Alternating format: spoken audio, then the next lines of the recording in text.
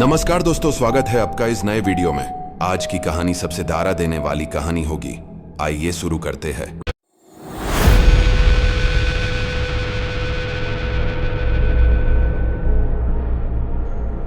रात के 2 बजे हाईवे पर घूमने का मतलब होता है मौत को बुलाना। और जो आज इस हाईवे से गुजरा, उसका अंजाम इतना खौफनाक था कि आज भी लोग उस रास्ते से गुजरना पसंद नहीं करते। रोहित एक आईटी कंपनी का इंजीनियर था। उसकी शिफ्ट लेट खत्म होती थी। एक रात वो अपनी बाइक से हाईवे पर अकेला जा रहा था। हाईवे सुनसान था, सिर्फ हवा की तेज चीख और पेड़ों की खड़बड़ाहट सुनाई दे रही थी। अचानक उसने देखा, रास्ते के बीच एक औरत सेफ्ट सरी में खड़ी है। उसके बाल खुले हुए थे और उसका चेहरा अंधेरे में दिख नहीं रहा था। रोहित ने ब्रेक लगाया और गुस्से में बोला, रात के इस वक्त तुम बीच रास्ते में क्यों खड़ी हो? लेकिन वो औरत चुप थी, बस अपनी उंगली से हाईवे के अंधेरे हिस्से की तरफ इशारा कर रही थी। रोहित का दिल तेज धड़कने लगा, पर उसने हिम्मत करके बाइक ही चलाई और उसके आगे निकाल गया। पर जैसे ही उसने पीछे मुड़कर देखा, वो औरत गायब थी। रोहित का डर अब बढ़ गया था। उसने स्पीड तेज काट दी, लेकिन अगले ही मोड़ पर उसी सेफ्ट सरी वाली औरत को फिर से देखकर उसकी सांसें रुक गई। इस बार वो उसकी बाइक के बिल्कुल सामने खड़ी थी। उसका चेहरा सेफ था, आंखें लाल और मुंह से खून टपक रहा था। अगली सुबह हाईवे के पास एक पुलिस जीप खड़ी थी। पुलिस को एक टूटी हुई बाइक मिली और उसके पास रोहित की लाश। आज भी लोग कहते हैं उस हाईवे पर रात के वक्त एक सेफ्ट सरी वाली औरत अपनी मौत का बदला लेने के लिए घूमती है। दोस्तों, क्या आपने कभी रात के वक्त हाईवे पर अकेले सफर किया है? अगर हाँ, तो कमेंट में अपना एक्सपीरियंस जरूर लिखिए। शायद आपके साथ भी कुछ ऐसा हुआ हो। अली कहानी दोस्तों, अगर स्टोरी पसंद आए तो लाइक शेयर सब्सक्राइब जरूर करे दीजिए। रात के 12 बजे शहर के पुराने कब्रिस्तान में अकेले जाना मौत को खुद बुलाने जैसा है। और एक लड़के ने ये गलती कर दी जिसका अंजाम आज तक कोई नहीं भूल पाया। समीर और उसके दोस्त डेयरडेविल टाइप के थे। एक रात मजाक में उसने चैलेंज एक्सेप्ट किया, मैं अकेले कब्रिस्तान के अंदर जाऊंगा और वहां से एक फोटो खींच कर लाऊंगा। सावधान रहेगा। लेकिन समीर सच्ची में कब्रिस्तान के अंदर चला गया। अंधेरा इतना गहरा था कि हाथ को हाथ नहीं दिख रहा था। चलते चलते उसने देखा एक पुरानी कबार पर दिया जल रहा है। उसने मोबाइल टॉर्च ऑन की और कबार के पास गया। पर जैसे ही उसने कैमरा उठाया, उसके सामने एक सेफ्ट साया खड़ा था, लंबा, बिना चेहरे का, बस अंधेरा। समीर ने चीखने की कोशिश की पर आवाज ही नहीं निकली। उसके फोन का कैमरा अपने आप चलने लगा और उस फोटो में सेफ्ट साया और भी करीब आता दिखने लगा। अगली सुबह कब्रिस्तान के गेट पर समीर का मोबाइल मिला। फोन के अंदर एक ही फोटो था। उसके चेहरे के बिल्कुल पीछे एक सेफ्ट साया खड़ा था। और समीर उस दिन के बाद कभी घर लौट कर नहीं आया।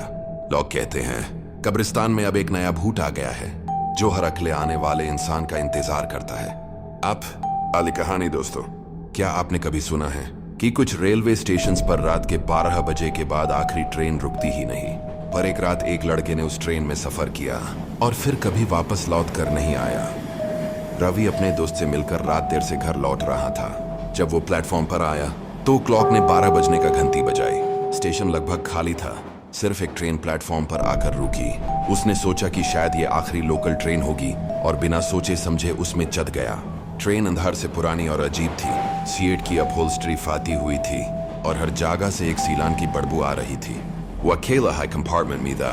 पर कुछ देर बाद उसने देखा एक बुढ़िया सामने वाली सीट पर बैठी है। उसके हाथ में एक पुराना टिकट था और वो बस उसे घूर रही थी।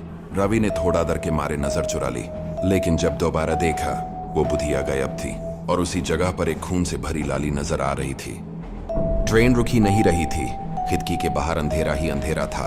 अचानक रवि के कान के पास एक फुफकार सी आवाज आई, ये ट्रेन सिर्फ उनके लिए है जो कभी घर नहीं लौटते।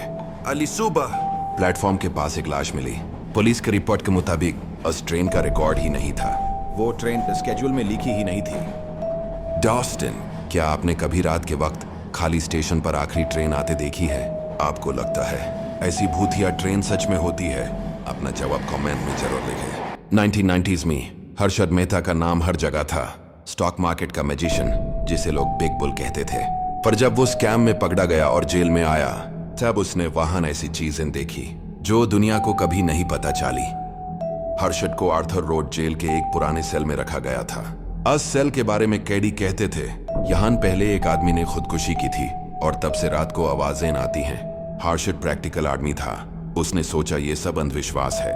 लेकिन पहली रात ही उसने सुना किसी की फुफकर उसके कान के पास, पैसे से सब कुछ खरीद सकते हो लेकिन अपनी जान नहीं। उसने पलट कर देखा, सेल बिल्कुल खाली था। अगली रात उसने देखा सेल के कोने में एक आदमी बैठा है जो बार-बार उसे देखकर मुस्कुरा रहा था। उसके हाथ में एक न्यूज़पेपर था जिसमें हर्षद के स्कैम की हेडलाइन छप गई थी।